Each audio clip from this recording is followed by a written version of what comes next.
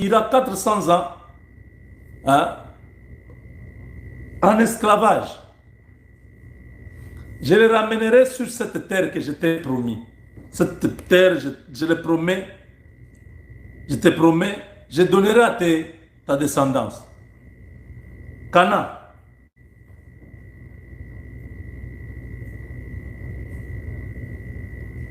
Donc, dans l'affaire du Congo, Dieu regardait. 10 ans, 20 ans, 30 ans, Dieu a pris la décision d'arrêter Kagame, d'arrêter le tout. Mais, toujours lui, Dieu, il dit, j'ai endurci le cœur de Pharaon. C'était pour que les choses se mettent en place. Kagame, l'homme qui n'a pas de poste, non. Il va être précipité. Trump est dans tous ses états. On a pris la vidéo ici. On a montré à Trump. Boulos suivait. Je vous ai dit hier, Boulos est engagé avec pied, la tête, tout dedans dans l'affaire du Congo. Il est chargé de l'Afrique. Hein? Mais l'Afrique pour Boulos se résume en RDC. Il ne s'occupe même pas des autres histoires ici. S'il part peut-être, oh, il était au Gabon. C'était à l'investiture du président là. Il a rencontré quelques présidents. Ah oui, c'est moi, Boulos. Ah, on a appris. C'est toi qui es en train de boulonner ou de boulonner Kagame. Oh non, non, non, nous faisons notre travail. Non, mais votre travail, c'est Denis Sassou Nguesso. Ah, c'est toi, Boulos. Ah, tu te limites au Rwanda, ne viens pas chez moi. Boulos est en train de faire un travail extraordinaire. Lobby a salaki point de presse. Massad Bolos a lobby a clarifié makambo ebele parce que Bolanda qui ministre des Affaires étrangères rwandais Olivier a salaki ba déclaration moko oyo bandai ko cadrer pas même na encore oyo otaki ko siname pona ko sepelisa mokonzi na ele sanguinaire Paul Kagame na ba Rwandais. Bolandi na Rwanda guerre médiatique. Vous voyez que les Rwandais ont makasi na ba guerre médiatique. Surtout dans le babengi intelligence artificielle. Le lengue kani balinga qui va déformer accord oyo tako sinamé. Mais hier, le conseiller principal il y a Donald Trump na kombo ya Massad Bolos. Bolos hier a parlé. Bolos a clarifié makambu. Massad Bolos a annoncé même signature accord entre le gouvernement et le M23 na mikolo ezali koya. Mais côté accord oyo otaki ko signame na mboka ya États-Unis d'Amérique entre la ministre des Affaires étrangères congolaise Thérèse Kaikwamba na la ministre le ministre des Affaires étrangères rwandais Olivier Massad Bolos alobi yango clair comme de l'eau. Alobi tant que Rwanda a signé accord Rwanda, ça prouve maintenant à suffisance que Congo a bundande na Rwanda. M23, c'est une coquille vide. Mais pour mettre un terme, parce que Tolingi Kimia, yango moni te permettre Masolo et les Kanamboka ya Qatar na Doha. Mais signature et accord eux tu consales les États-Unis d'Amérique entre le Congo et le Rwanda et là qui si implication directe. Il y a armée rwandaise na Bitumba. Et là qui si que Rwanda ne muta déstabiliser la partie orientale ya Congo. Ya koloba mingi ezali te. Mikole otaki koleka Bolanda qui le président américain. Donald Trump. Na sommet à OTAN. Organisation d'Atlantique du Nord.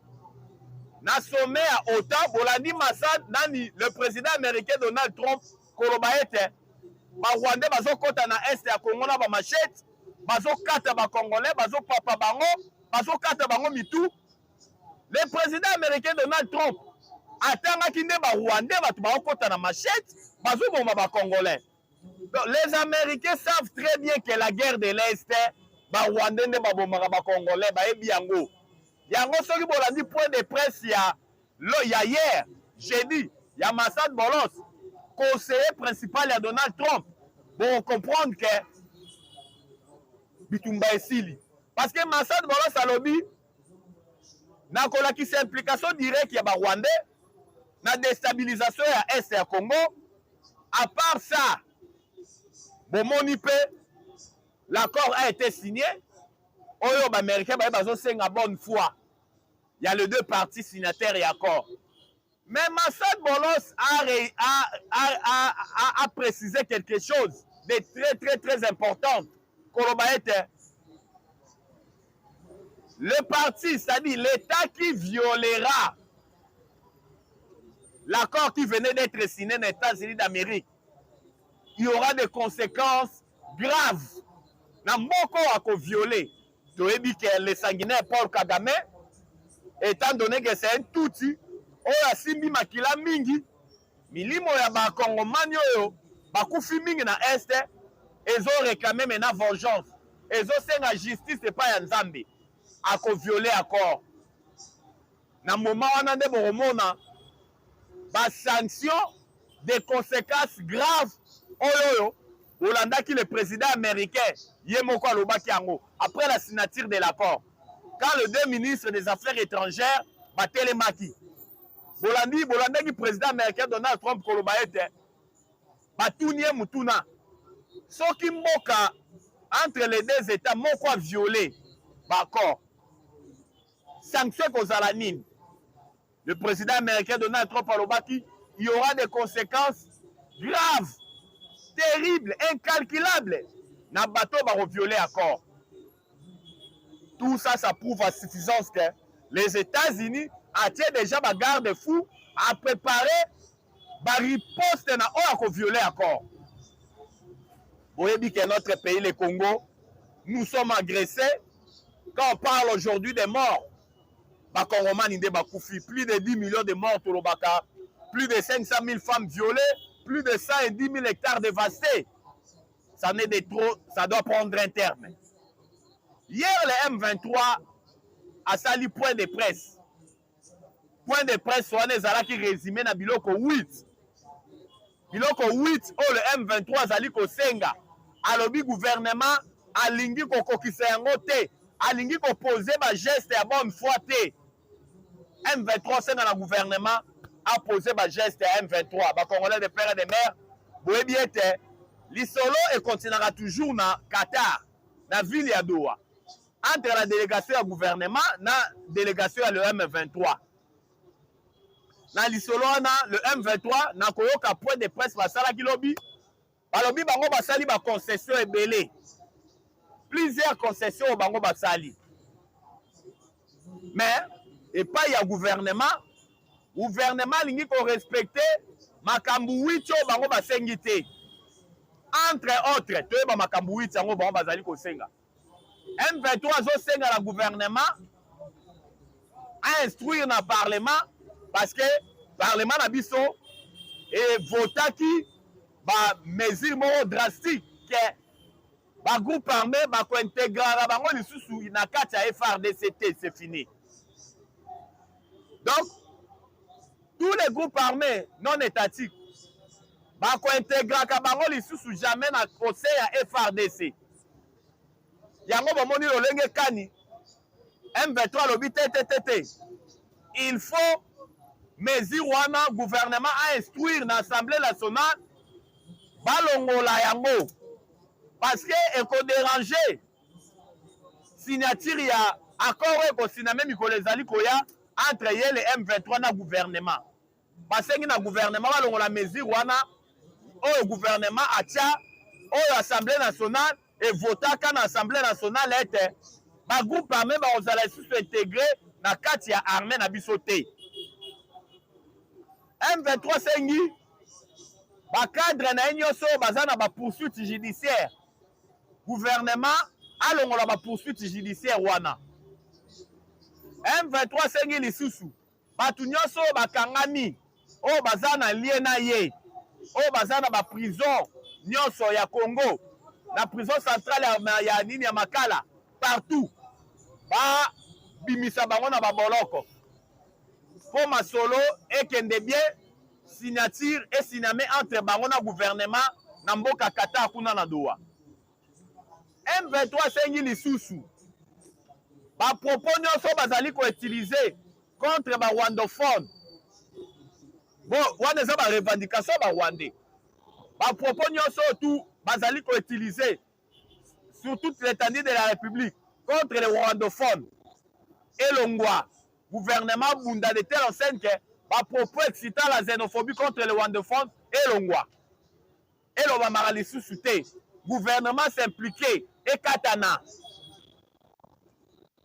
M23 sengi na gouvernement basala réouverture ya ba banque est fonctionné na ba zone eza libéré o bango balobi ba entre guillemets ba libéré ba banque banda ko fonctionner à bonne et due forme code swift nyonso tu ya parti wana ezala opérationnel ezala à combien d'accord na la banque mère, la banque centrale, pour faciliter ma transaction financière. M23 sengi makambu oyo toti kolobela bino na émission sikoyo eza yazo benga ngo ba geste ya bonne foi asengi na gouvernement congolais. Yango to fandaki to analyser to comprendre que ba revendication nyonso yo ezali ba rwandais nde batie bango na munoko tolobaki yango bien que l'accord ya États-Unis est très clair koloba ete il y aura des intégrations au sein de FRDC mais conditionnées. Il y aura des conditions pour intégrer maintenant notre armée. Vous le savez très bien. Le gouvernement a 1+4 et outina dialogue intercongolais à San City. Oyo esala ete intégration na niveau ya brassage na mixage ezala au rendez-vous au sein de notre armée. Oyo esala ete notre armée ezala fragilisée.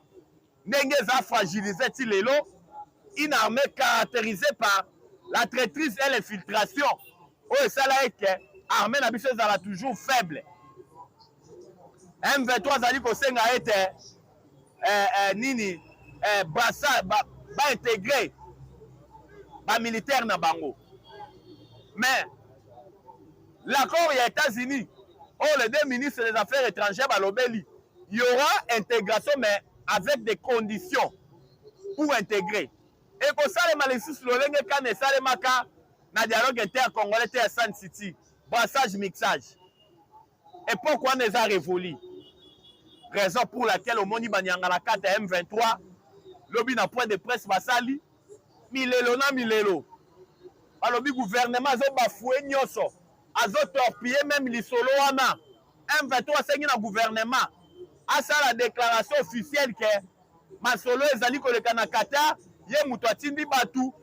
Azali na misu na ekuna parce que azomona lokola gouvernement bato ya délégué kuna na Qatar baza vraiment na qualité te ya ko représenter gouvernement bato ya makasi bazali te wana eza bongo ba revendication ya le M23 na niveau ya Qatar na masolo ezali koleka na ville ya Doha précisément na Qatar mais tomeka ko analyser ba revendication sur M23. On s'est rendu compte que les revendications non fondées. Oyoyo, gouvernement koyoka bango atate.